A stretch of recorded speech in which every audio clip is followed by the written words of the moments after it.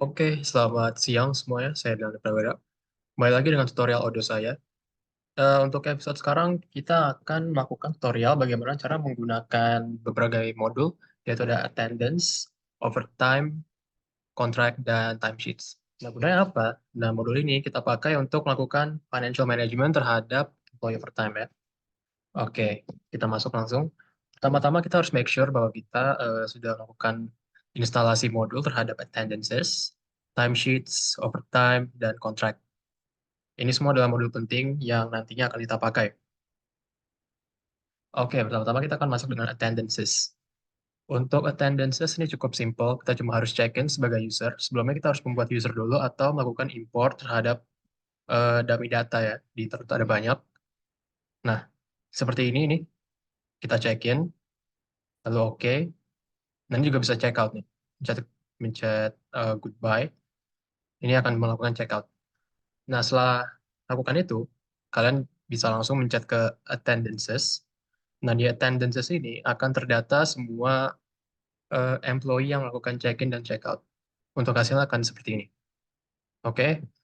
Lalu selanjutnya untuk melakukan apa ya, pendataan overtime, kita harus pertama-tama melihat siapa saja yang melakukan overtime. Nah, caranya bagaimana? Caranya dengan melakukan ini ya, ada setting namanya count extra hours. Cara bagaimana? Ini akan ada configurations, diklik, nanti akan ada setting ini. Oke, cukup simple. Lalu kalian harus masuk ke attendances, balik lagi. Nanti akan ada grafik ini. Nah, grafik ini akan memberitahu kalian siapa saja yang kerja dan siapa saja kerja yang paling banyak.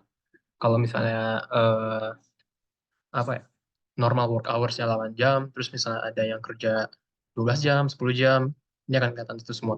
Jadi kalian nggak harus nge-consult kepada chart ini ya. Salah, maksud saya kepada table ini. Jadi semuanya ada di chartnya. Oke? Oke. Keduanya kita akan melakukan overtime management. Tadi kan cuma time sheets ya. Sekarang overtime. Oke. Pertama-tama kita harus melakukan time sheet. Ini bisa dilihat kalau misalnya kita membuat timesheet ya. Lalu di timesheet ini ada kelihatan nih hour spend siapa saja yang kerja, ada yang kerja 8 jam, ada yang kerja 3 jam dan sebagainya. Nah, gunanya apa? Timesheet itu nanti dipakai untuk melakukan pengecekan kayak seperti ini. Siapa saja yang kerja overtime ya. Ini semua obvious. Di data semua ada. Lalu selanjutnya kalian harus ke modul employee. Nah, di modul employee ini ada kontrak ya. Nah, kontraknya pencet, kalian bikin kontrak baru. Oke, seperti ini. Lalu pada kontraknya itu kalian harus memberi gaji. Misalnya gajinya si Sania 8 juta per bulan. Nah, ini tulis 8 juta per bulan untuk 40 jam kerja. Oke, nih. Nanti kalau misalnya bikin akan seperti ini. Awal-awalnya akan bentuk new ya. Lalu kalian tinggal pencet running. Ini kontraknya baru akan kerja kalau misalnya kalian pencet running. Oke, sekarang selanjutnya kita akan melakukan overtime, manajemen overtime yang overtime-nya langsung. Pertama-tama kita akan membuat overtime rules ya.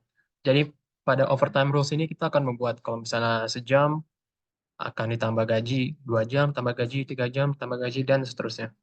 Oke, setelah kalian melakukan itu, kalian bikin overtime request untuk user yang tadi. Kayak begini bentuknya. Untuk overtime type-nya, ini kan cash hour ya. Ini overtime rules, saya ganti ke cash hour. Intinya overtime rules yang tadi dibikin kita pakai untuk overtime type di sini. Nanti akan terkalkulasi sendiri. Nih, overtime man 253.000. Jadi gaji overtime-nya dia 250.000.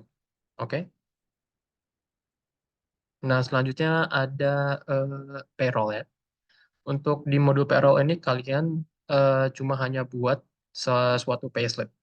Nah, di payslip ini kalian akan membentuk eh oh sorry. Tadi kan ini ada approve ya. Submit to finance. Nah, di submit to finance ini akan auto akan dibikin secara auto oleh sistemnya untuk membuat payslip. Jadi ini payslip itu untuk ngecover semua overtime yang direcord oleh sistem. Ya, ini ada eh, time slip yang bisa di-approve, time slip yang bisa di-refuse. Oke, ini ada kasus di mana overtime request-nya di-refuse. Ini kenapa? Ini sesuai policy company. Kalau misalnya ada orang yang kerja overtime tapi tidak sesuai kuota, itu bisa di-refuse sama company. Ya, itu semua policy company. Oke, oke, mungkin itu saja tutorialnya. Sampai jumpa di tutorial selanjutnya.